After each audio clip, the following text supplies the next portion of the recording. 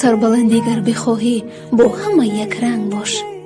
قالین صدرنگی خود زیر پا افتاده است.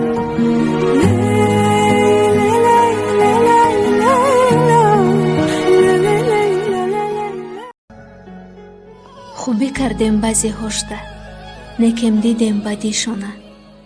ما مرد گفته خوبی کردیم، نکه نشان دادن نامردیشانه. عارفی رو گفتن محبت رو از کی آموختی؟ گفت از درخت پر از گل. هر وقتی که به او سنگ زدن به جای دشنام گل پاشید. دین اسلام از سعادت خدا می پرسد. از هر عملت جدا جدا می پرسد. غیر از حق و حج و روزه و نماز، از موی سرت تا ناخن پا می پرسد.